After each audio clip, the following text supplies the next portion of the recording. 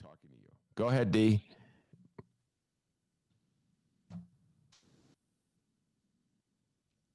Hey, everybody. How's it going? We're running a little late. That's because people don't answer their emails. Oh, my God. Behind the scenes, guys, at about between 12:50 and 1 o'clock, Ben will say that sentence. Yeah, these people don't check their emails, man.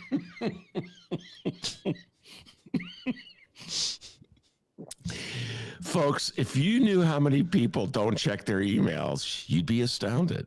It's a texting world I'm learning that. Even boomers. It is true. I think, when you get a text, you have a sense of like immediacy, like, oh, I need to respond immediately. But when you get an email, you feel like you can chill on it for a minute. Am I right or wrong, live stream chat? All six of you. Not only that, people don't even look at their freaking emails. Like in the old days before the pandemic, go out to, dinner with a friend, and sometimes I see their phone. In fact, I think young Dennis and I had this exchange where I go, dude, you have 1,000 unanswered emails. Oh, yeah, well, You get the gist when you get it sent to you on your phone. Like, I don't need to check that. I get it. I was like begging people, come on, man, let me go through your emails. I'm so good at killing. No, don't touch them. There's a special order I have. Okay, whatever. It's true. So that when you email someone, they don't even respond. Duh, because they don't look at their emails. Don't get me started, D. You don't get it. You just don't get it. Your Ben Joravsky show for Thursday, May 6th is just moments away. But before we do this, we need to thank our sponsors. Sponsors like SEIU Healthcare, Illinois, Indiana. The Chicago Federation. What's so funny? I love the class. Yesterday's interview with the Democratic Socialists. I go, D, play the cheering crowd. I don't have one. I play the broken glass. Yeah, we don't have the cheering crowd anymore. Ever since we started in the radio days, had one. Podcast days, not. Maybe I should bring our studio audience back into my apartment. The Chicago Federation of Labor are sponsors, as well as the Chicago Reader, chicagoreader.com, for all things there is to know the city of Chicago. Where to go, what to do, what to eat, what to drink, what music to like, how to think politically. What? Yeah, it's true. Columns like Ben Joravsky's and Maya Dukmasova's are up there as well. chicagoreader.com. Subscribe, get the paper. They still do that too. And if you want to help the Ben Joravsky show, you can. chicagoreader.com/Joravsky, Jorav as in victory, SKY. Not only on that website will you find our endless archive of episodes, over 1,000 episodes, you can also become a bin head. That's what we call avid listeners of our program. It's a 3-tier system. You can either join the alley, the avenue, or get some extra cash. You can be living large on Binney Boulevard. It's true. chicagoreader.com/Joravsky to help out the program. And he has a book as well. It's his greatest hits, covering over 40 years of Chicago journalism in the Chicago Reader. It's his greatest hits. Do we have our guest? Is our guest here? Oh, all right. Looks like he's waiting to get in. All right. Our guest is here. 10 minutes late. Okay, he's here. And the Ben Joravsky show starts now.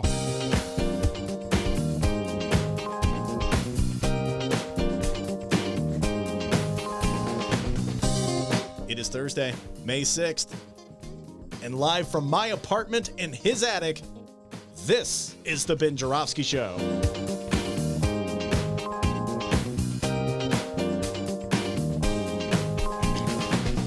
Today on the program, it's all things the last city council meeting with Mr. City Council, David Glowacz.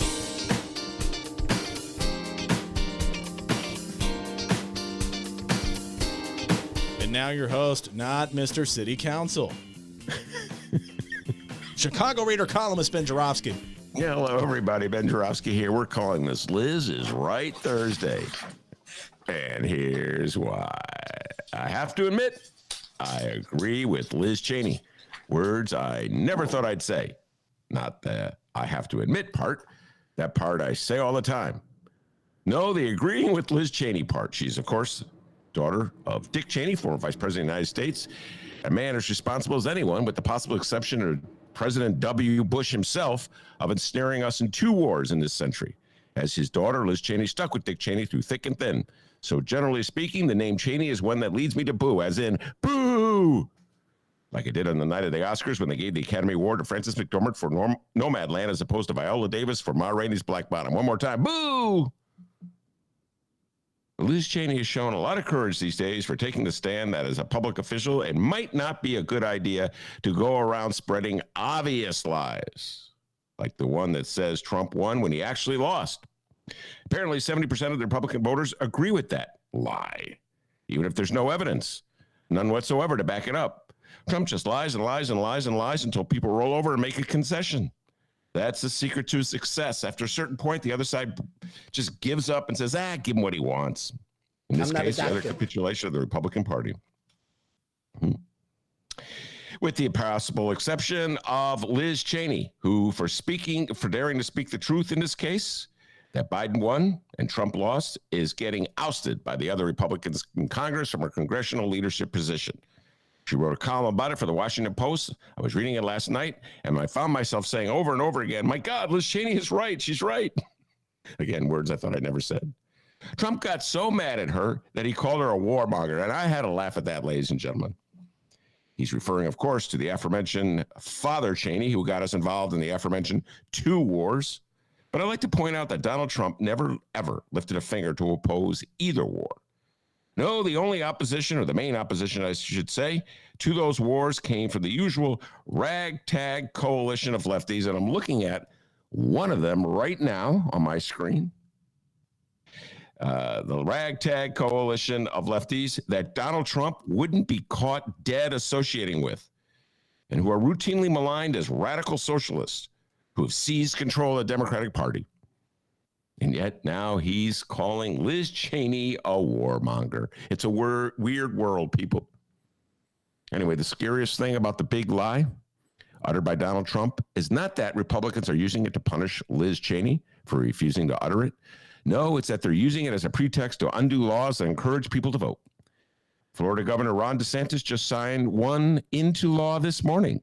That new bill makes it more difficult for people in Florida to vote by mail and to use ballot drop boxes. It's a replica of new laws in Texas and in Georgia.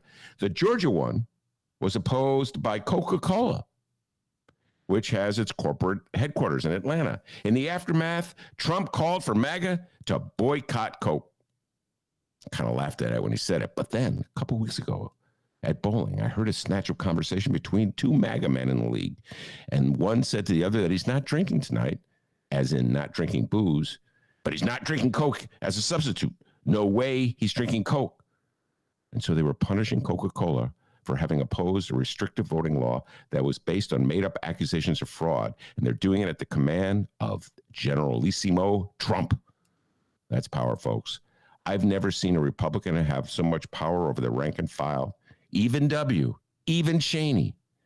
So yeah, on this point, I'm with Liz, because in this case, the alternative is far, far worse. We got a great show today, everybody. The man, the myth, the legend. He's with Liz too, although he would never admit it. Dave Glowacz of Inside Chicago Government is with us, and once a month he comes on. He brings various clips from city council meetings, and we break them down, we analyze them. I'd like to point out, this is not rehearsed in any way. At no time did young Dave Glowacz share these clips with me. In fact, I begged him in our pre-show production meeting, please, Dave, please share the tapes. Nope. Yeah, it was weird, guys. Do it, Ben. Was weird. I hate it when you cry. Very weird time. Not gonna do it. So anyway, Dave Glowacz is standing by. He's got the tapes standing by. He's got Dr. D standing by, ready to go with another fun-filled educational journey through the minds of our alderman and mayor. Cannot wait to take this journey. So just hold on. We'll be right here after the break.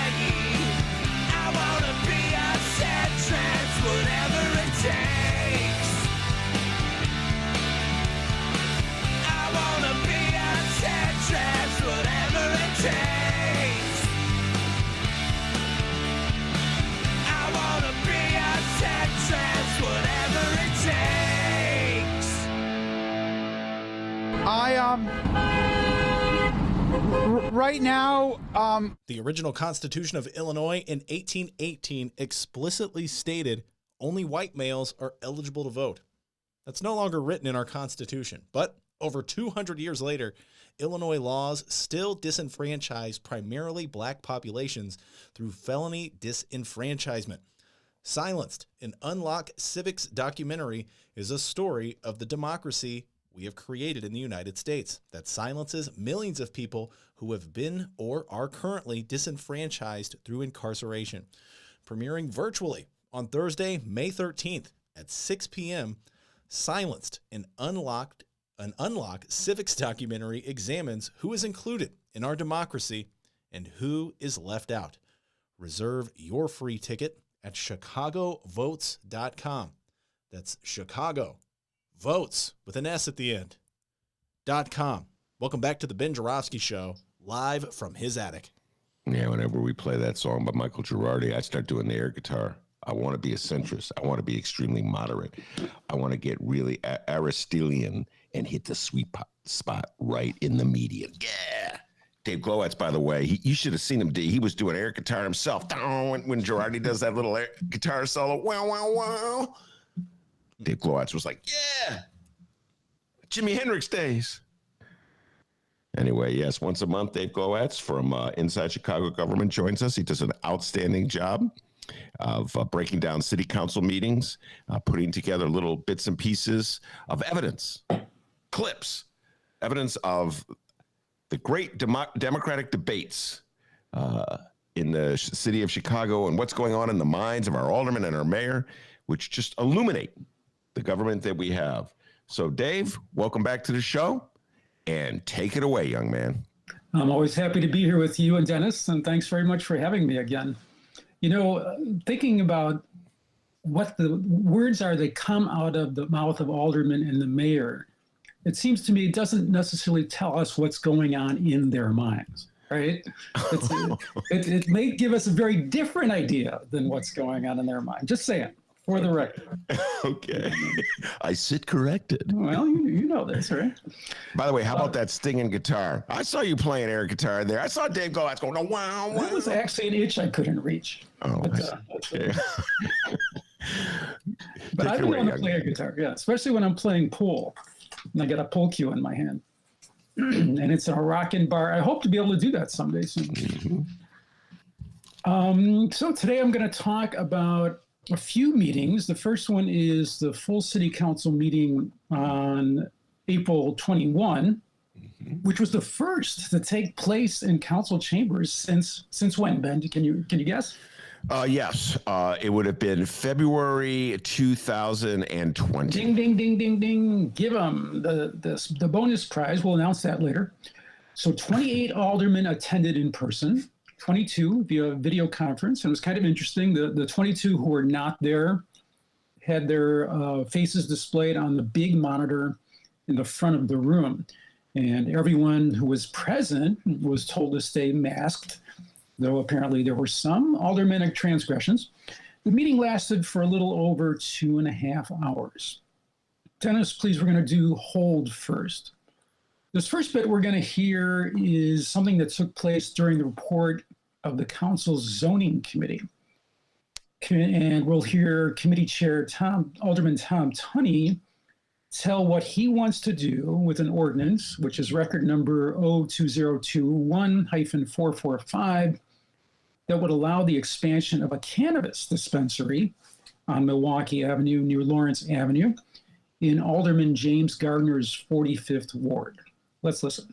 Page 1 contains a zoning map amendment document number 02020-2990 for the address commonly known as 4758 through 4760 North Milwaukee Avenue. At this time, I want to make a motion to hold this in committee for further consideration and for a date certain at our next meeting that we will have an up-down vote on this. Chair recognizes Alderman Gardner. Yes, I'm just asking for a roll call vote on this. You're asking for a roll call vote on the motion to hold the matter in committee? No, I want to vote on it today. There's a motion that's pending to hold the matter in committee. That's procedurally where we are. Madam Clerk, call the roll. To hold this item in committee, correct? There's a motion pending by by the chairman of the committee to hold the matter in the committee, we're going to have a roll call vote on that matter. Madam President? The chair recognizes Chairman Tunney. For the members here and the members that are on video conferencing is literally to hold it for 1 month. And we would have a date certain at our next council meeting on this. Is not to hold it because obviously the proponent or the sponsor of that has been waiting. And it's our effort that we can get this across the finish line at our next city council meeting. And there's a lot more discussion that needs to happen, and that's why I'm holding it. As I understand it, there'll be an up and down vote, one way or the other, next month to tee it up for city council. And then I would urge my council members to give me that courtesy to work on this for the next month. So there's a pending motion asking for a roll call vote. The chair recognizes Alderman Napolitano. Can you just give a little bit of information on which way our vote is going, if we're voting no for it to be held or? So a yes vote would be to defer to Chairman Tunney and hold the matter in committee. A no vote is to not hold the matter in committee. The chair recognizes Alderman Dow. I'm just trying to understand which one of my colleagues objected or wanted to have the vote. I didn't hear the name. Alderman Gardner, who's the sponsor, has an objection. The way to deal with that, given that there's a pending motion, is for a vote. That's why we're proceeding. Chair recognizes Chairman Osterman. To my colleague, Alderman Gardner, we understand the urgency that you want to have this enacted. I think that Chairman Tunney has expressed that this matter will be voted on in the next 30 days. And I think he's worked on this, and I think he has pledged today to work with you on this. So I guess I would just ask if you wanted to withdraw the motion, or do we want to go through the roll call? The chair recognizes Alderman Gardner. To have a vote. So that was a little sort of logistically challenging. What we heard there, Ben, was Alderman Gardner objected to Tunney's motion to hold the ordinance in committee because Gardner's ordinance came before the zoning committee twice before, both in February and March. So according to the council's rules, Gardner could ask that the ordinance be discharged from the committee so the council could vote, which is essentially what he was doing there. Reportedly, the reason Tunney wanted to delay it yet again is because the council's Black Caucus had asked the council to slow walk any approvals for Chicago cannabis dispensaries till the General Assembly strengthens racial equity provisions in state law, which, as you know, is a current controversy. So at the end there, we heard Mayor Lori Lightfoot calling for the roll call. And at the end, the motion to hold by Tunney passed at a razor-thin margin, 26-24. So it did, in fact, go back to committee. Wow, a lot to unpack there. And thank you I was unaware of that. So let me just say this before each show. It's true. I ask Dave, how many bits are you going to play? And today I begged him to tell me. Usually I don't. And he didn't tell me. I did not know about this. And listening to that was very educational on several fronts, Dave. Number one, the complexities of a roll call vote. And I always kind of like felt sorry for the first ward alderman, in this case, Daniel Espada, before him, Proco Joe Moreno. And because the first ward is the first vote. So it's like, it could be really complex. And if you're uncertain, God, just imagine me doing this, Dave, with dyslexia. You know, I reverse everything. I have to battle it. So you're really uncertain, like, is a yes vote the right vote or the no vote? You know what I'm saying? It's like, yeah, so I wouldn't want to be in that hot seat. I'm on a board, and when we have to vote, sometimes I just sit on my hands like, oh, what are you guys gonna do? You know? Yeah. So in the old days, like all the other aldermen would wait for the first ward alderman to vote. Fred Rhodey was the first ward alderman back in the 90s, and he was a Mayor Daley loyalist. Didn't he go to prison? Yes. Wow. I gotta give you credit. You must have been listening to the show the other day when I chronicled all the people who got in trouble, all the aldermen. Hey, can I take you on a tangent for a second? How many sitting aldermen are currently under indictment? Sitting aldermen under indictment? Yeah. Under indictment. One. I don't think so. Is that true? Yeah, Ed Burke. Sitting aldermen who are actually in the city council right now. I just did a column on aldermanic corruption for the Reader. I don't know if it's come out yet. So Thompson is not under indictment.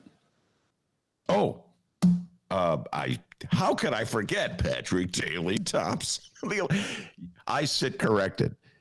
Yes. Carrie Austin has been raided, but not under indictment. Yes, she's not under. That was the trick question. I was thinking of Carrie Austin, but So yeah. yeah, So so it's Patrick true. Daley Thompson, and we're in a tangent with a tangent here, but Patrick Daley Thompson, the alderman of the 11th ward, and that's the one that that spurred me to write the column because people were defending him. Well, Ben, he got into trouble on a tax matter. It had nothing to do with his official capacity as alderman. The indictment also says he lied to the FBI, but we won't debate that here.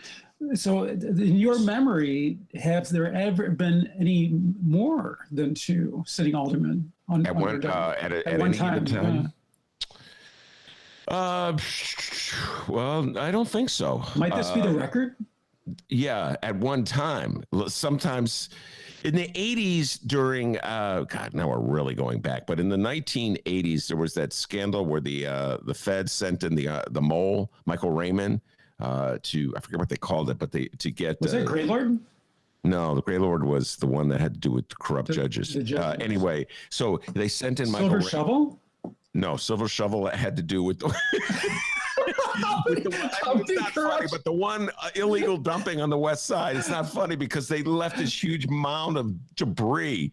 I mean, they had this sting operation. They were so proud of it. They caught these aldermen taking payoffs from this dirty contractor who was then they would look the other way while he dumped all this debris on the west side, and then they just, after their investigation and after they made their case, they just left the debris there. So like, guys, what about the debris? So which was the one that you're talking about in the 80s? In the 80s, I can't remember the name of it. Michael Raymond, I remember the operative. What a real wheeler dealer, sleazy guy, and he got, I think, Wallace Davis and Cliff Kelly and a couple of other aldermen who probably should have known better to allegedly, I'm going to put allegedly in there because I can't remember the details. I always thought that Wallace and Cliff were, taking advantage, set up. Yeah. But so that was the one. I think there may have been more than one alderman back in the 80s who was indicted. So just a little bit trivia. I was just curious when I saw Thompson. So, going back to Fred Rhodey. Talking about the first ward alderman being first to vote. So he's the first to vote. So he would get his instructions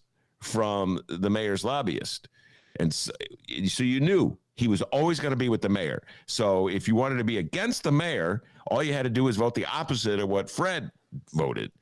And it got a little trickier when the first ward alderman was Proco Joe. A little trickier, a little heavy emphasis, because every now and then he might throw a curve. Yeah, throw a curve and be against the Mayor Rahm. You know what I mean?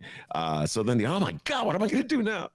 Anyway, so going back to the clip that you played, it was really illustrative of how aldermen are trying to figure out, wait a minute, what is the vote? You're trying to think, how should I vote? And it gets at the heart of, by the way, Dave said it was a very close vote, 26 to 24. It gets into the heart of alderman and prerogative. The local alderman in the ward, Jim Gardner, wants a vote on that cannabis dispensary. I presume, Dave, that he wants a yes vote. Am I correct on that? That he wants to approve it? I believe so. Okay, so they've done their vetting, yeah, and I presume there've been meetings about this in the community, and the time has come to vote for it, and yet and it's an expansion. It's not an establishment.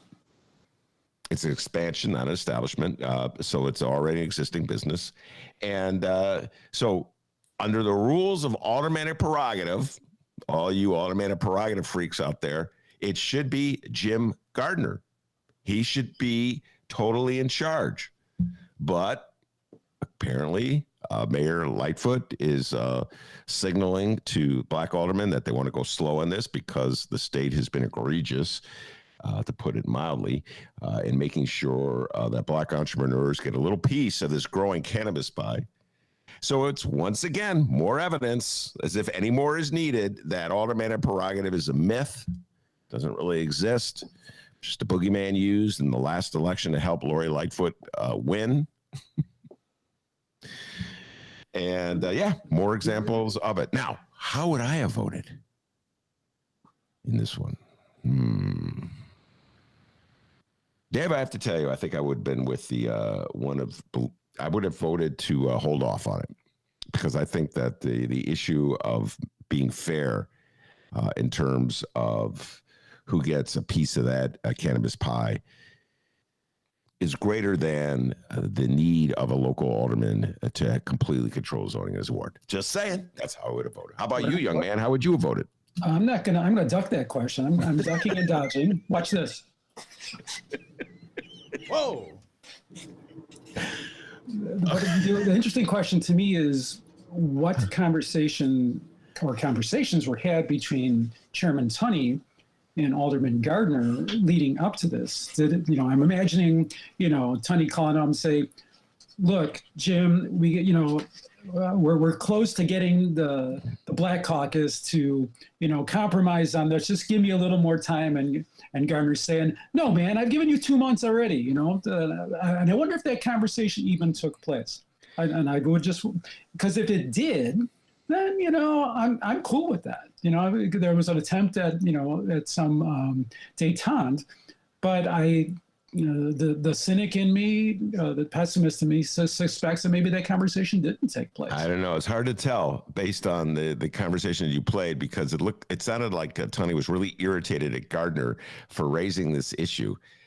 So, I mean, it's really hard to determine, did they have a conversation, and is now Gardner backing out of that conversation and sort of embarrassing Tunney? Did they not have that conversation? Yeah, we'll never know. Getting him off guard? We don't know, but what it does underscore is a point that you and I have made in the past.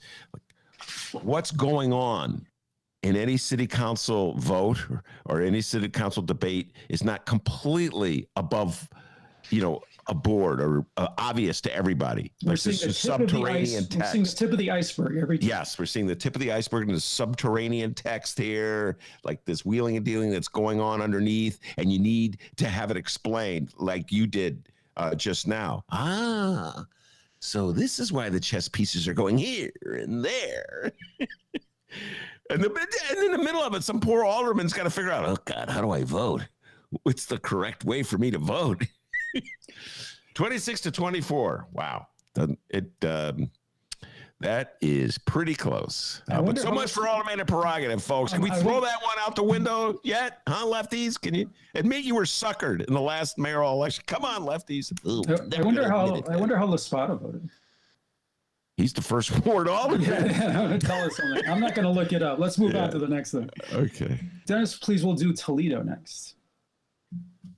At the end of every city council meeting, Ben, the city clerk staffer reads all the measures that aldermen want to introduce and which committee that they're going to be assigned to for future consideration.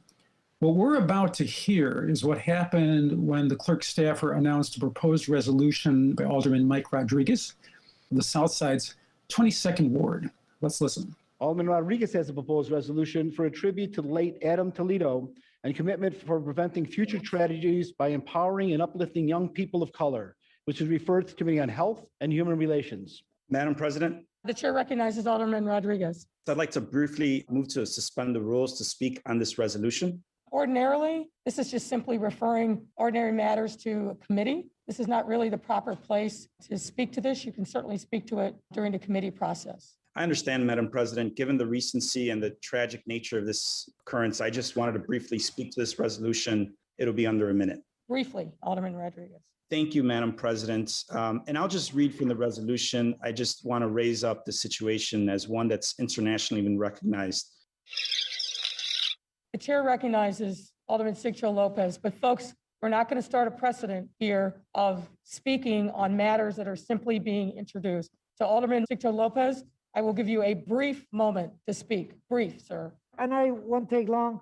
I think Alderman Rodriguez has already mentioned the urgency of the situation. Our hearts to the family of Adam Toledo, a real difficult time in our community. And what our community demands and deserves is more than prayers and platitude, but action, Mayor Lightfoot. We have a bill right now, and you know this very well. We have the Empowerment Committee for Public Safety. We need to pass it. Sir, you are now out of order. You are now out of order. You are out of order. Mr. Clerk, please move on. Mr. Clerk, let's go. Alderman Telefiero has proposed ordinance for amendment of municipal code, chapter 17-12 and 17-17 to further. Sir, please, out of respect for the chamber, lower your voices. We are proceeding with business. Go ahead, Peter. What do you think, Ben?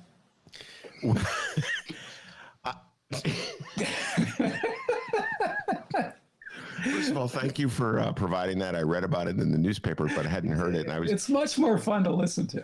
It's a very, obviously, okay, obviously. This is serious. I shouldn't say it's fun. This is serious. Yeah, Adam Toledo, the killing of Adam Toledo and the situation, we're in a very serious matter. But what makes me smile is just the ongoing struggle. And we've chronicled it, Dave. You've done a good job of chronicling it. Of Lori Lightfoot to try to force the alderman to follow whatever rules she has promulgated as to how the meeting is going to go, and how the occasional alderman, it seems like Byron Sixto Lopez more than others, is resisting her attempts to tell him what he can say, when he can say it, and how long he has to say it. And that one was just straight out of Old Daly. And Old Daly, youngsters, means the Daly before the Daly who was mayor when you were born, Richard J. Daley. And when he disagreed with an alderman, if he felt that an alderman was out of order or he didn't like what the alderman was saying, he would just have the alderman's mic turned off. He would make a motion to whoever the person is in charge, the audio guy, and the guy would turn off the mic, and you would see an alderman talking. You couldn't hear him. And I just think it's so ironic that Dick Simpson of the 44th Ward, I've mentioned this before, was the one, there's that famous picture of his mic had been turned off, and they bring the sergeant of arms and they force him to sit down. And Dick Simpson, a big supporter of Lori Lightfoot. So at least symbolically, you'd think Lori would just say, let him speak. But nope, rule's a rule. And we said, this is matter. It's just we're sending it to committee and you're not allowed to speak to the matter. And so that's all there is. And you know what? She did open, I got to say, she let Rodriguez speak to it. Dave, I'm just saying. So if you let Rodriguez speak to it, then you got to let Byron speak to it. She let the camel's nose under the tent. You know how that turns out. Anyway, she's upset because he's bringing, quote unquote, politics into it. Because he's talking, obviously, he's connecting the death of Adam Toledo to the larger issue of police relations with Black and brown communities. It might have been hard to catch there, but what he was trying to talk about was the fact that the public safety chair, Alderman Chris Taliaferro, has been essentially helping the administration, some would characterize it, as sitting on the community police council that the police reform task force that Lightfoot chaired before she was mayor suggested, and that community groups have been working for years to craft, and then came to a compromise together, different community groups, the so-called GAPA and CPAC proposed ordinance, and then recently the mayor reportedly asked that those consideration of those proposals to be put on hold in favor of an alternative proposal that the mayor has not yet surfaced. So that's what before he was cut off, what Alderman Sixto Lopez was saying, look, we need action on this now. And she's like, no, you're not talking about that. Yeah, exactly. Well done, Dave. Yeah, that's a good encapsulation. And, I like to say the reality is that how do I put this? There's no consensus, citywide consensus on this issue. It's a very divisive issue. The notion of how much latitude should police officers be given in their interactions with everyday citizens. So if they shoot an everyday citizen, if they kill an everyday citizen, how much punishment will they face immediately, and who will enact that punishment? And the police union's point of view is the police are always right, even in the case of Laquan McDonald's shooting. The police officer was right. And that's their extreme position. And then there's the other extreme position, which is that the police officer is always wrong based on history of interactions between police officers killing citizens. And so somewhere in there, the mayor of the city of Chicago, in this case, Lori Lightfoot, before her, Rahm Emanuel, had no idea. Before him, Mayor Richard M. Daley, they didn't know, Dave, how to approach this. They were too afraid of going too far with community activists and then enraging the police union and the supporters of the police union, and just this notion that homeowners in general want more police in their neighborhoods. And yet they didn't want to look like they were completely and utterly indifferent to a senseless murder. So that's kind of where we are. So wait a minute, are you saying that the mayor's, I don't know what to call it, waffling or delaying on citizen commission to help run policing in Chicago is based on ambivalence among the population? Yes, I do believe that's part of the case. I do believe that the population is sending out a mixed signal, a very mixed signal on this matter. And there's extreme positions on both sides, but in the middle, it's uncertain where people stand. So for instance, it's just in the Adam Toledo shooting. I've heard it throughout the city in just ordinary conversations with people. I've read about it in the newspaper, you know, like Mark Brown, the Chicago Sun-Times columnist. I don't know if you saw this, wrote a column where he said, I've looked at that video. I know I'm going to upset a lot of people, but I believe that you should not punish that officer for shooting Adam Toledo. Troy LaRaviere came on this show, said the exact opposite. And so there's ambivalence. A lot of people just go, I don't know what to say. I don't know what to do. And then there's the reality that in wards where Lori Lightfoot ran very well, like the 19th Ward, the outer, where a lot of police live, 19th Ward on the southwest side, 41st Ward on the northwest side. Guns and Hoses neighborhood. Yeah, that's cops and firefighters live there. There's strong opposition to any attempt whatsoever to have civilian control over the police department and have civilians get a say in whether police officers are fired or not for a shooting. We're seeing this right now with the head of the police oversight agency resigning. That's in the front pages of today's newspaper. We won't go down there, but yes, we will in a minute. Okay, I guess we will. This is what happens when you don't. He's blind. He doesn't know what the bits are. Just a teaser.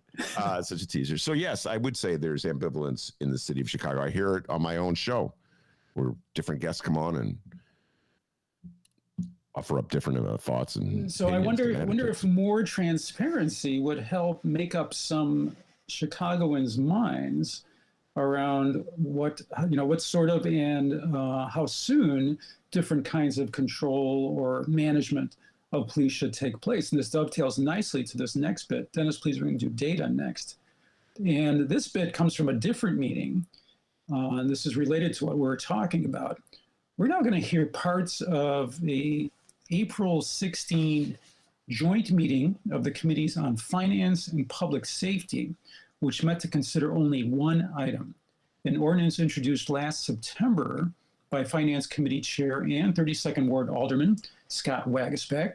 And this would require the Deputy Inspector General for Public Safety to publish a public database of closed complaints against police officers. This ordinance is, for those keeping score, record SO2020-3999. And first we'll hear audio from the committee. Then we'll hear comments about the ordinance from Mayor Lori Lightfoot at a press conference she held the day before. Let's listen. This is a communication regarding the municipal code to add a new section 2-56-235 to require the Deputy Inspector General for Public Safety to publish a public database of closed complaints against the police. I just want to introduce Deborah Witzberg. She is our Public Safety Inspector General.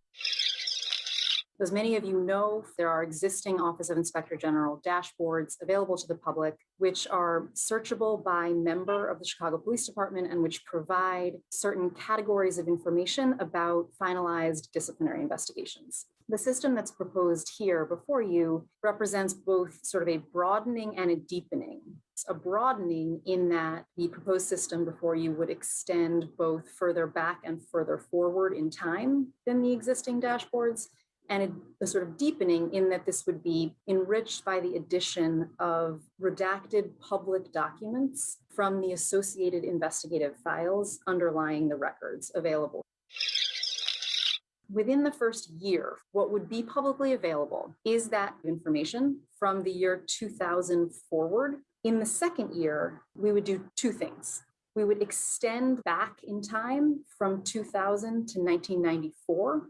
And the second piece would be the attachment of newly reviewed and redacted investigative records from 2015 to 2022. The last sort of piece is the requirement for twice yearly hearings for the council. Those are envisioned as an opportunity for us to report on progress and feasibility and cooperation from other city entities. Those hearings are envisioned to allow for and in fact require an ongoing, thoughtful weighing of costs and benefits involved in the continued expansion of this resource. So there's no sort of runaway train here with respect to effort or burden or expense, but rather there are these sort of built-in checkpoints to ensure that we continue to measure the costs and benefits of any expansion of this resource. Chairman Dahl.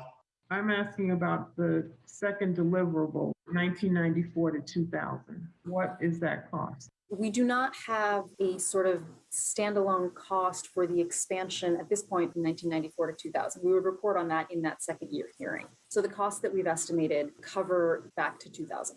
Do you have an idea of what would be included in your budget request upcoming for the year 2022? We are estimating the year one costs at $709,000. $709 million?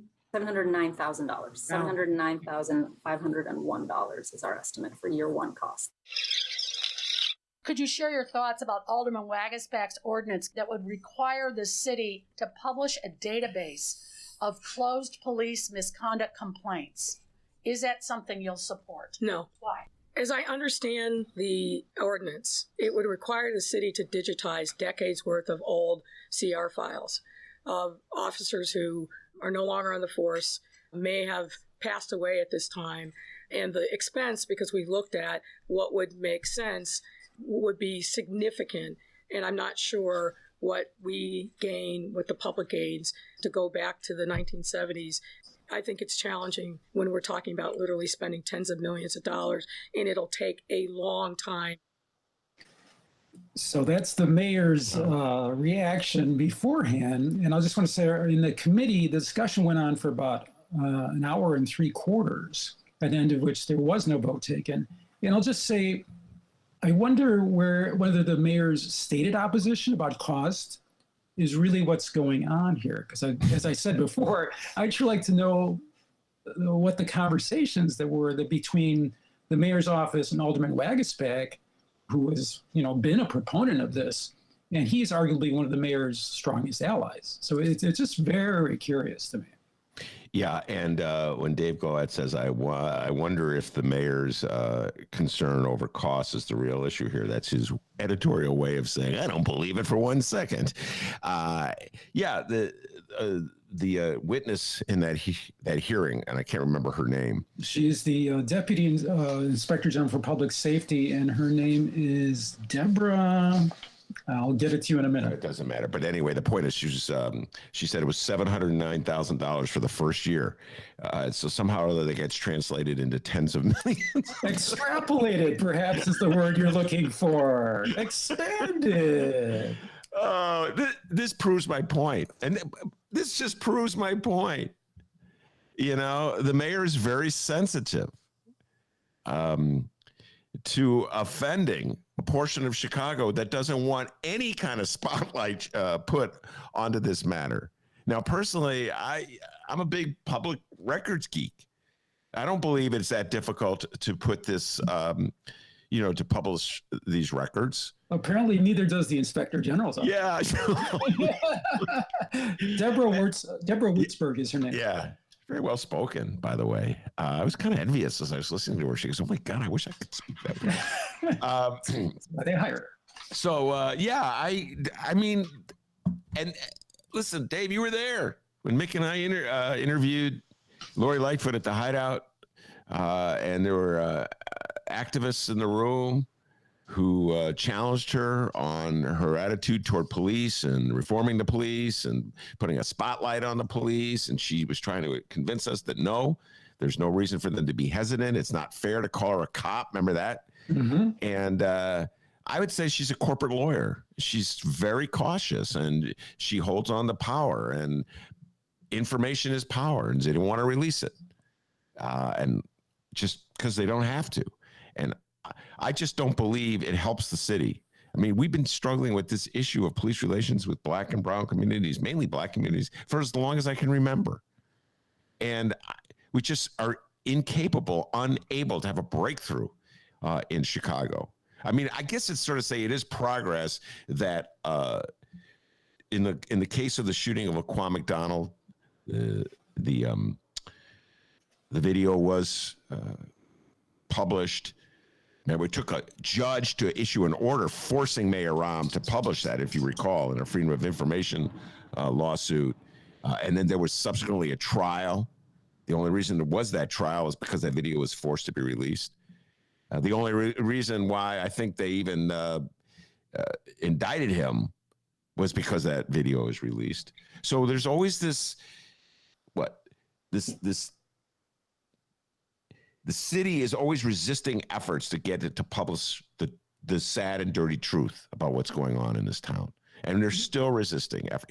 Even if we're talking, Dave, about stuff that would happen in the 70s. I don't know, a scholar could pour through this and come up with a very important book that would help us, or a study that would help us understand. You know what I'm saying? What the city we live in and the relationships between the police and the public and the attitudes of race and how they play a part in all this. But and no. I think we're at a very interesting inflection point around what I mentioned earlier, in that a proponent of this transparency resource, because that's exactly what it is the person who Mayor Lightfoot appointed to head the most powerful committee, which is the Finance Committee, and I'm talking about Alderman Scott Waguespack. So I'm really curious to see how this plays out. They're clearly on opposite sides of this fence.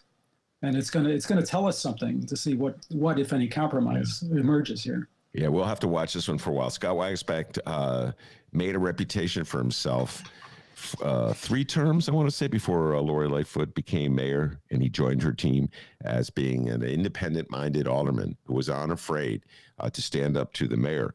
And this goes back to his first term as a rookie alderman, when he had the guts to vote no on the parking meter deal and issue a report. He was a very young alderman, first termer. My God, I remember Richard Mell going, "What are you doing?" Richard Mell, of course, the machine alderman from the 33rd Ward. He sat next to Scotty in the city council, 32nd Ward. And he got to vote right after Waguespack, because Waguespack's 32, right? I know. So Waguespack would make his vote that would be against Daley. Mel would be, his body would be moving away. Oh, don't link me with this commie. It was fun to watch his face. Yeah, so we'll see. We'll see how this one plays out. Well, let's move on, shall we? Dennis, please, we'll do bait next.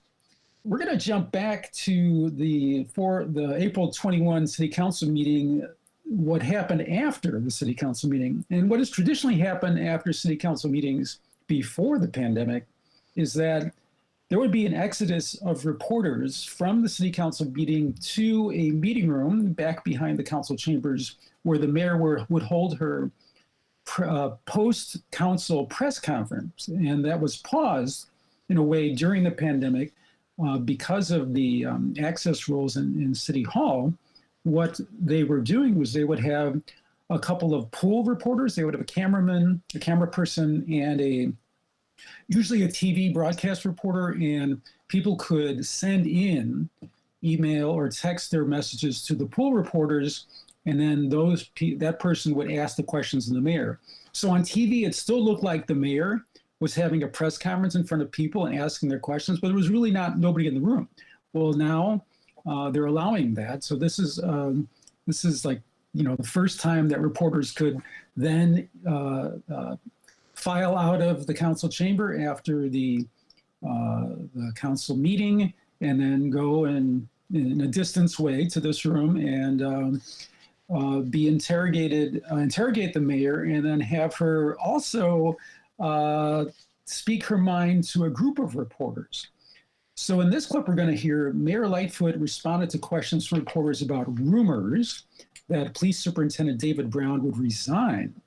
The mayor also made reference to statements that appeared on Twitter several days earlier that she was about to resign. Let's listen. I hate to even bring up when there are rumors, but you're going to, so go ahead. You put to bed what came up about you over the weekend. Now the rumors are just hot and heavy that David Brown is on his way out. So let me just hopefully drive the nail in that coffin once and for all. What's clear to me is that people who don't like how we're moving forward and breaking up the status quo are trying to spread ugly, offensive, and false rumors in order to create chaos.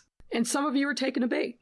And so one of the things I would just say to you all is ask yourselves, when you see this madness circulating on social media, you don't have to be like fish and bite at every piece of chum that's cast on the water. Some of the stuff that's out there that you guys take as legitimate is outrageous and preposterous on its face. I'm not finished. Let me just finish. It's preposterous on its face. You're not doing a service to anybody by giving credibility to nonsense. You're not. And frankly, I think it delegitimizes the role of the media. We need a vibrant, thorough media in this city that pushes all of us, that holds all of us accountable. But you're not doing that when you roll around in the depths of cesspools created by anonymous people on social media. David Brown is the superintendent of this police department today, tomorrow, in the future. Done. We are done. We are done. Madam Mayor, it's not just reporters who have questions about Superintendent Brown, but members of the City Council yesterday and today pointed out to me that during an extraordinarily stressful time for the Chicago Police Department in the recent week, 2 or 3, we haven't heard much from Superintendent Brown. Have you asked him not to speak out? And can you explain why he hasn't spoken? I don't think that's true at all. He is speaking in the right and appropriate ways. This constant, like, he's going to Dallas, he's leaving, it's just nonsense. And it's destabilizing. And frankly, it's insulting.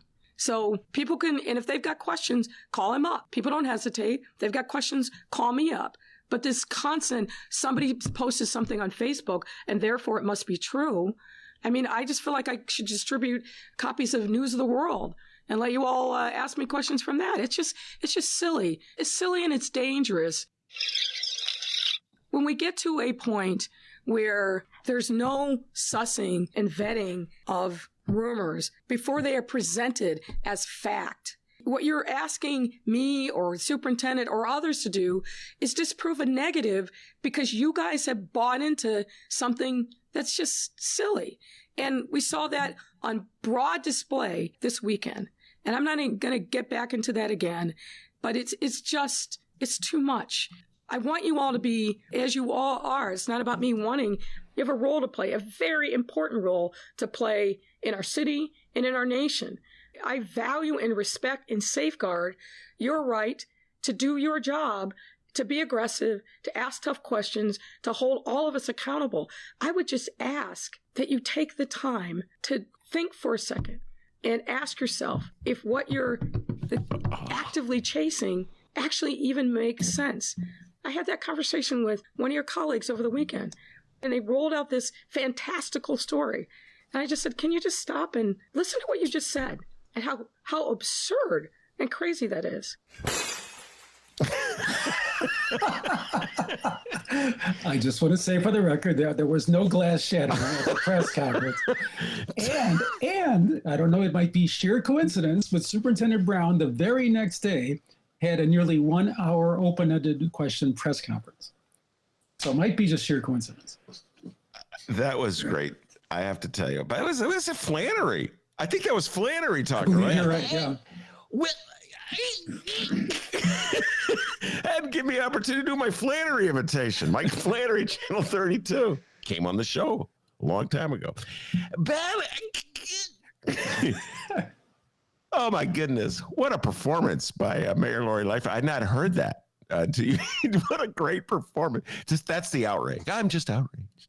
And if there was only like 2 reporters in the room, I don't think she could have pulled it off, right? But she had, all this pent up reporter demand arrayed in front of her, and she got to speak her mind. All right, so let's go back. I'm now going to defend the City Hall press corps. Okay, boy, these guys got a tough job.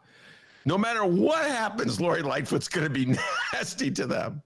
Just let's think about this, folks. The press corps did not start the rumors that there was trouble in Lori Lightfoot's marriage. That was a rumor that hit the media. Probably, my bet is, from having followed it and talked about it on the show and read about it, it began with rumors put out by the police department, somebody in the police department, and Jamal Green. What's that? Or the union. Or the police union, yeah.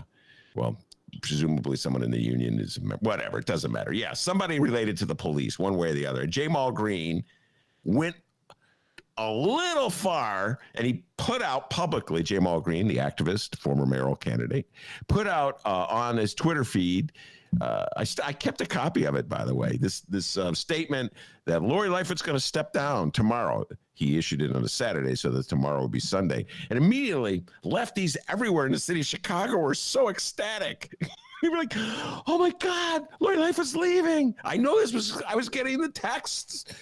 They were firing off at me. And I give the media credit, the quote unquote mainstream media, the established media. I did not see any mainstream reporter, Dave, maybe you can correct me on this, going public with that. You know what I mean? So contrary to what Lori Lightfoot said, they showed restraint. Now, in the aftermath, let me ask you this, ladies and gentlemen. In the aftermath of 24 hours of people losing their mind on Twitter over a rumor which turned out not to be true, which the mayor felt compelled to rebut the next day in her own tweet, are reporters not supposed to write about this? And some have pointed out that the mayor did not do herself a service by responding, that she called further attention by making her own response and being kind of snarky about it. Well, I'm going to now here disagree with that point of view and defend the mayor. Here we go. I mean, ignoring a rumor that hundreds and hundreds, if not thousands of people are circulating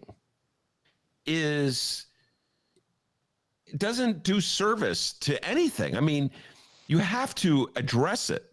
If everybody's just whispering about it, and I know I cannot tell you how many people sent me texts or calling me up about it. So I know that it had to be dozens and dozens more. So I'm defending the mayor. I think you have to deal with it. You have to confront it. That's the reality of tweeting, social media. And that's where we exist right now. So for the mayor to get up there and chastise the reporters, it's again playing the victim card that we see so many people do these days. Dave, the Republicans do it. Everybody's playing the victim. Oh, poor Lori Lightfoot. And to your point, Ben, the media arguably did not. The reporters arguably did not jump in and start furthering tweets, but what they did do is they contacted the mayor's office and the mayor to find out, like, is there a story here? Yeah, I think that's an appropriate response. It sounds like what she was complaining about. Yeah, well, that and that's what I'm saying is that complaint is an attempt to play the victim card.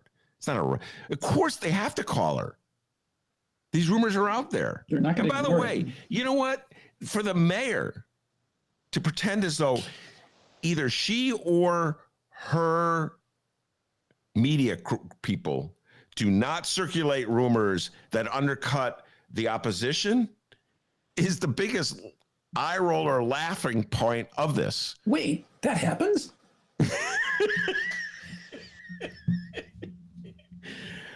I'm outraged that you would do what I do all the time. Don't do what I do all the time. You know what's funny is even though this rumor around Brown leaving, Superintendent Brown leaving, was out there, we heard no rumors before the head of Chicago Public Schools, Janice Jackson, announced her resignation on May 3rd. Yeah. And Sydney Roberts, the head of the Chicago Office of Police Accountability, announced her resignation on May 5th. So there was like, somebody got the rumor wrong, you know? Yeah, I know. Listen, mayors complaining about press coverage. It's a great tradition in Chicago. I can remember Daley, Daddy Daley doing it. Harold Washington he was always mad at Walter Jacobson for something or another.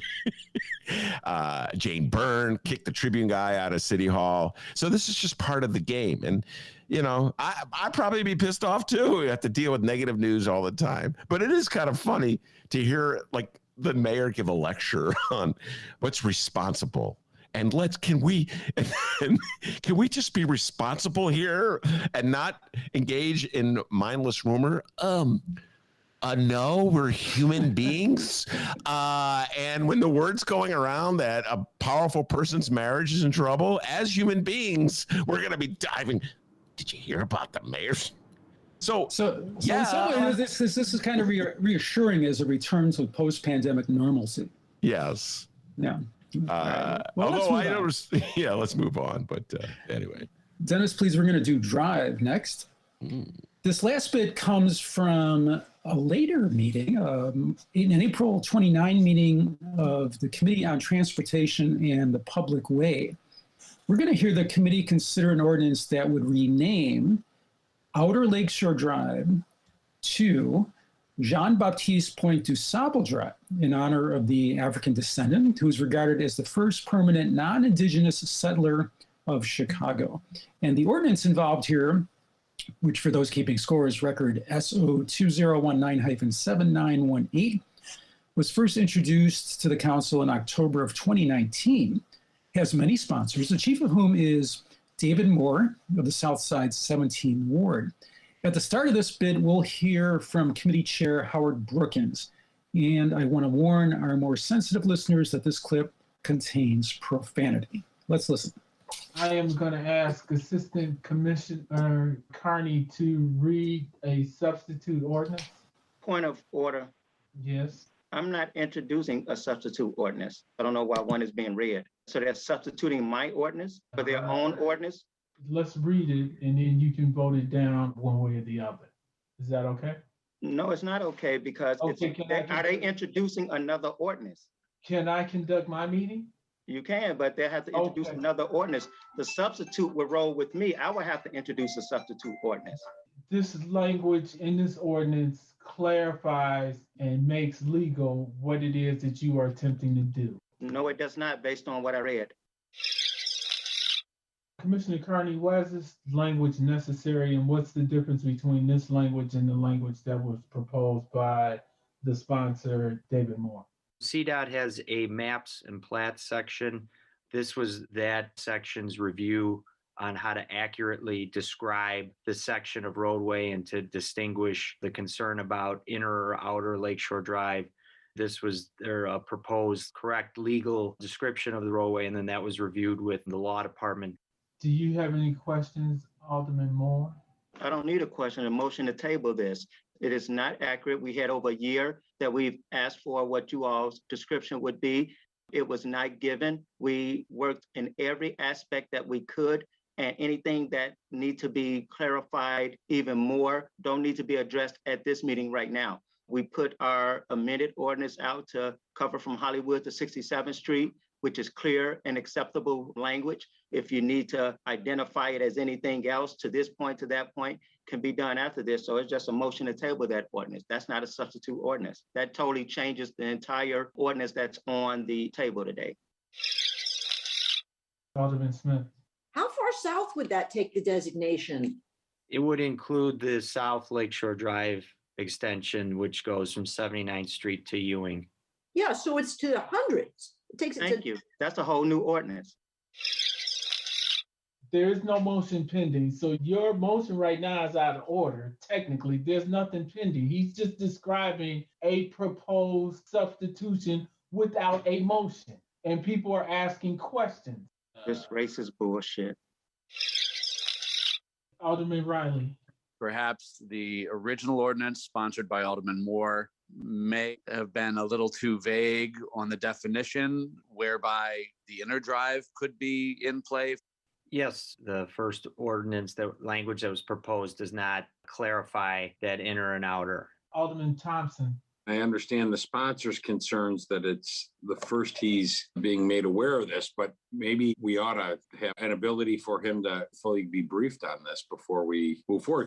If Alderman Moore is not willing to accept the substitute, and if the department feels that it includes some of the outer and inner drive, then I guess people who had the understanding that it did not include the inner drive will have to vote accordingly if he won't accept the substitute. That's fucking bullshit. And I don't care what nobody says. Whoa. And I said it on purpose. Whoa, decorum. Okay, I'm Decorum. with decorum. This is disrespect.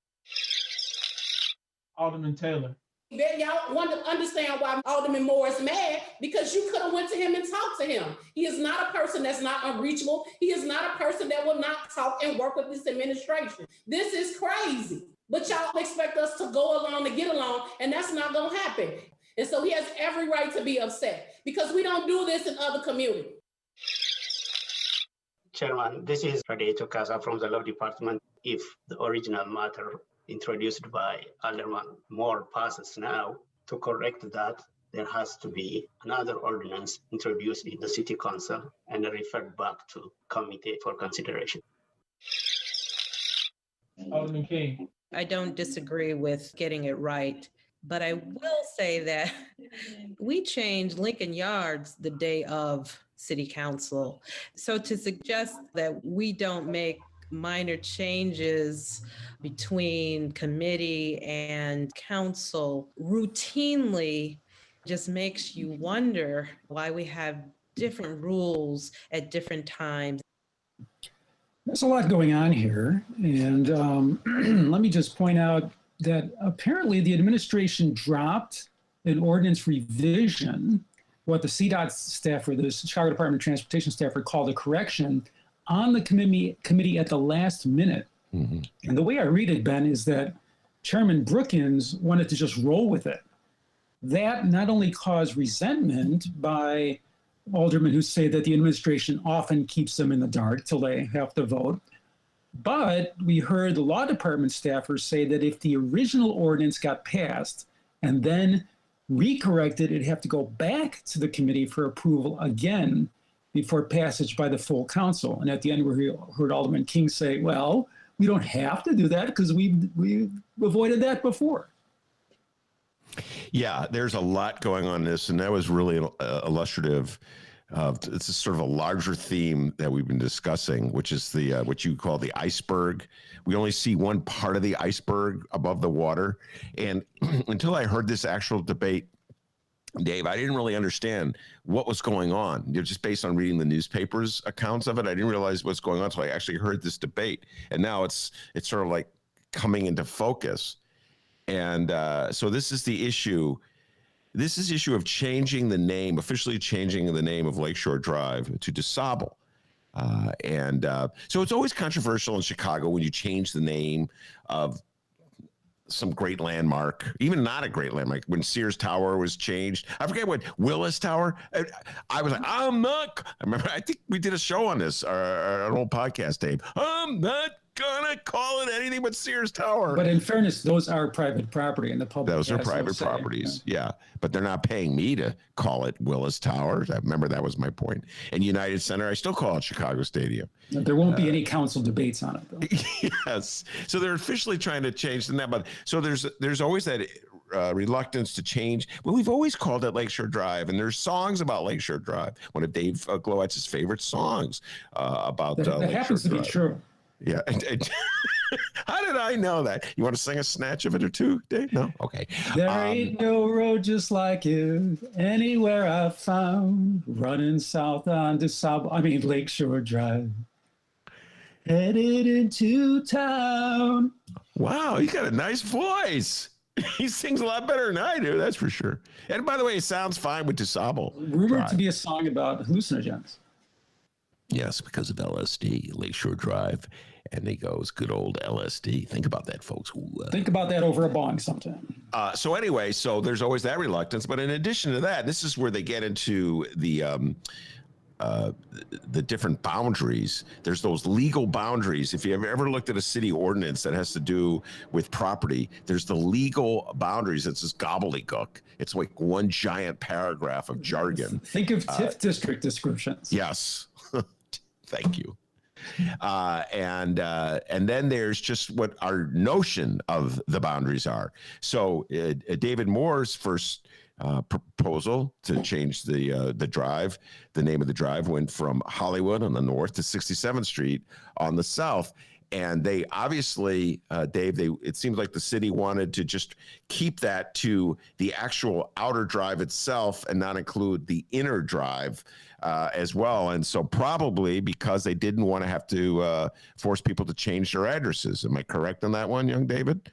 Sort of. The way Moore tells it is that he had conversations with the administration in which he asked for the precise language. And he, I don't know if you noticed, he said it very briefly that he didn't get it. And until this moment, it was dropped on the council. But unfortunately, the correction had, I think the technical word is a screw up, where when the city's version extended it all the way into, as Alderman Smith's question elicited, down into the hundreds. Yeah. Instead of ending at 67th as Moore had originally proposed. Yeah. So if even the correction was incorrect. Yes. But by the way, that would have been even more opposition, because suddenly people all the way from 67th to Ewing, they said, I just think of that stretch of Lakeshore Drive, or the drive that goes all the way south past the South Shore Cultural Center, etc. People along there would have to change their address as well. And I think because there is no inner and outer over there. Yes, exactly. So it's a major screw up. Yes. By the people who were correcting, unquote. Yes. So you have to be really precise and specific with the legal language of a road change, because it's going to affect the addresses of people who live along that road. That's reality. And we saw this fight. I talked about this on the show earlier, Dave, when this thing erupted first time with Stony Island. Remember when Mayor Rahm wanted to change Stony Island to Reverend Brazier Drive to honor his ally? And there was opposition. And there was opposition on a couple of fronts. There were some people who didn't like Reverend Brazier, but then there was opposition for people who didn't want their address changed. If you're a business or anybody has to change your legal address. So it's a touchy thing when you start changing the names of streets. That's why we have honorary designations. Well, okay, we're not going to go through the whole big production of officially changing the name of the street. We'll put that little brown sign up there, the honorary. Like, I think there's a Mr. Bike sign outside throughout Logan Square honoring Dave Glowacz. Just made that up. There is no Mr. Bike sign. But anyway, you know what I'm talking about. Wait, there isn't? Somebody took that down? Could you imagine, in honor of Dave Glowacz, we're calling Kimball between Fullerton and Diversey, Dave Glowacz. I prefer Drive. Sacramento. Sacramento, okay. But anyway, so the more interesting point here, I mean, what you're saying is interesting, but another interesting point. Thank you. That's a good way of saying it. Your part's not interesting at all, Pat. Here's the interesting part. As we discussed earlier, apparently the administration went back behind the scenes, crafted this elaborate change to this ordinance that has been sitting around now and being debated for over a year, and dropped it at the last minute, not only on David Moore, but on the other committee members. There was other discussion going on here that showed that the whole committee should have gotten the substitute ordinance even before it was discussed. And we heard, I heard in other comments that aldermen were saying, "Oh, here it is in my end basket. I just got it," And so it just shows a certain lack of process or lack of consideration. Well, and it's funny when Alderwoman King said at the end, we were always introducing substitutes. I couldn't figure out which side she was on when she said that, but it did bring back memories of the parking meter deal, where this massive deal where we sold this very valuable asset for a fraction of its worth was rushed through the city council with no oversight. We could just declare that. Definitely no independent oversight.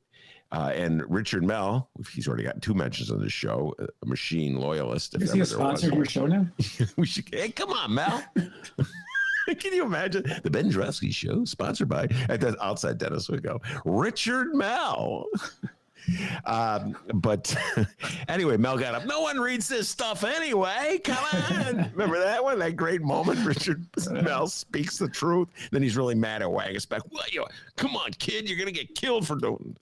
Anyway, so yeah, the city council has, it's not just the city council, but legislative bodies in general. There was always a discussion with this massive spending bill in Congress. Nobody's had the opportunity to read it. You know, the gambling bill that the state legislature passed at the last minute. What was it, 2019? Making gambling a casino legal in the city of Chicago. Nobody had an opportunity to read it. So this is another one of those moments, but this is very personal.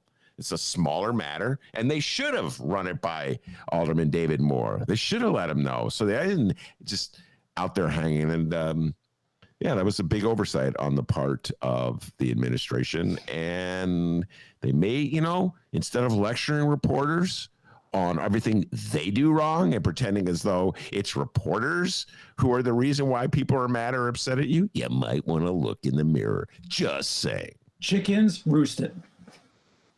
Whoa, chickens roosted. Chickens coming on the roost. Well, Ben, that's all I've got for the April City Council meetings. Well, you did a great job. And now that I realize what you had, you covered absolutely all the high points of debate in the city council. And the reason I say that is because I remember reading about these debates in the newspaper, discussing them on the air, and wondering, will Dave Glowacz have that in his monthly summary? And you did. Just a coincidence. It's just a coincidence. So we're going to double your pay and send you a check out tomorrow. Thank you very much. And hold the Cadillac. Yes, hold the Cadillac.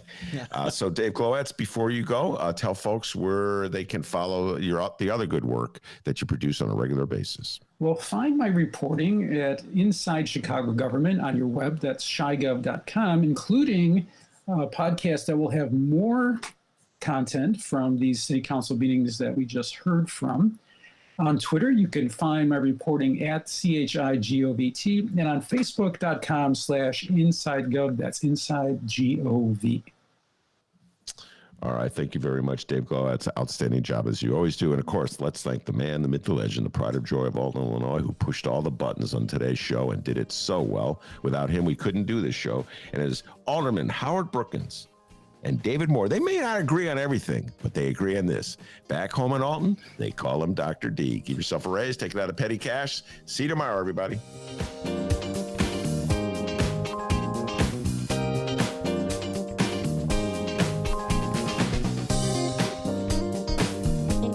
And remember, you can download previous Ben Jarofsky shows, Benny J bonus interviews, and so much more. ChicagoReader.com/Jarofsky or wherever else you download podcasts. You can always send us an email, BennyJShow@gmail.com. You can reach us online at BennyJShow, BENNY, the letter J, show on Facebook, Twitter, and Instagram. And we have a phone number. It's true. Call us 708-658-4788. That's what it is. The number again, 708-658-4788. Call the show. Leave us a voicemail. We're not going to answer, but it'd be great if you left us a voicemail. Tomorrow we're covering the week in Chicago and or Illinois news. It's Oh What a Week It Was.